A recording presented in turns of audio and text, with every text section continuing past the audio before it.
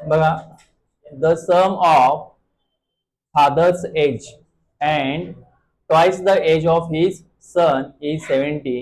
Use the given information to form linear equation असं म्हणलेलं आहे.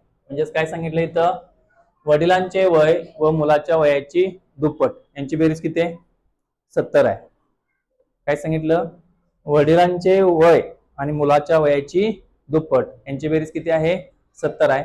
याच्यावरून इक्वेशन बनवायचं आहे. काय बनवायचं आहे? इक्वेशन.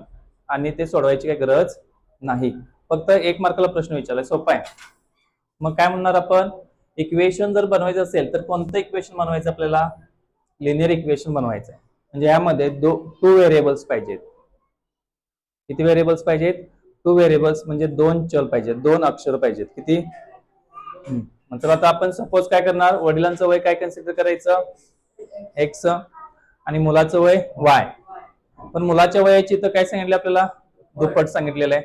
मग आपलं डायरेक्ट इक्वेशन काय बनणार सांगा? वडिलांचं जर वय एक्स मांडलं तर एक्स प्लस, आणि जर मुलाचं वय वाय मांडलं तर त्याचे काय होणार? दुप्पट. या दोघांची बेरीज किती सांगा? 70. म्हणजे x plus 2y is equal to काय आन्सर आपलं? 70. किती असणार आहे उत्तर? तर आता यामध्ये हा प्रश्न अगोदर आपला झालेला आहे. हा प्रश्न अगोदर झालेला आहे. मग इथं काय करायचं आहे? Find the sum of the first 20 even natural numbers. पहिल्या 20 नैसर्गिक सम संख्यांची बेरीज काढा. म्हणजेच काय करायची? Even natural numbers. इवन म्हणजेच काय? ज्या संख्येला कशाने भाग जातो सांगा? कितीने भाग जातो? 2 न.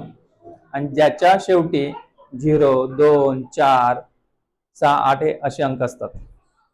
लक्ष ठेवा. मग ते जी सिरीज बनणार आहे किंवा आपली जे अर्थमेटिक प्रोग्रेशन आहे किंवा अंकगणित श्रेणी आहे, पहिला येणार किती सांगा? 2. नंतर कुठला येणार? 4. नंतर 6, 8.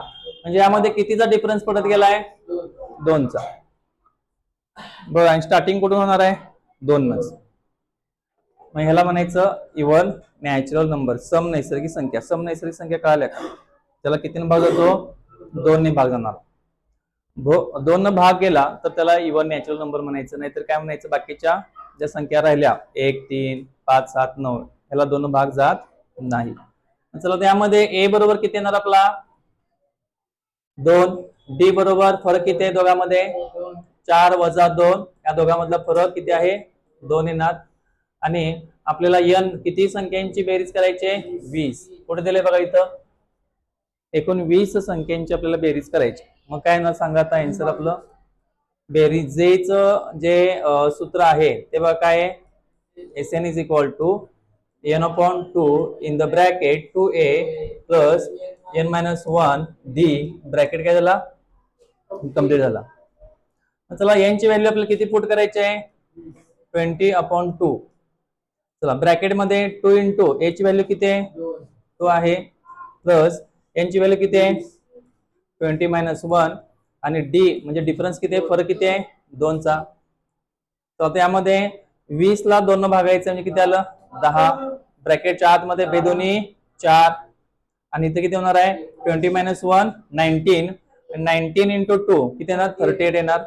चला, पहिला कंस आपल्याला क्लिअर करायचा आहे. चला, 10 इंटू किती होणार?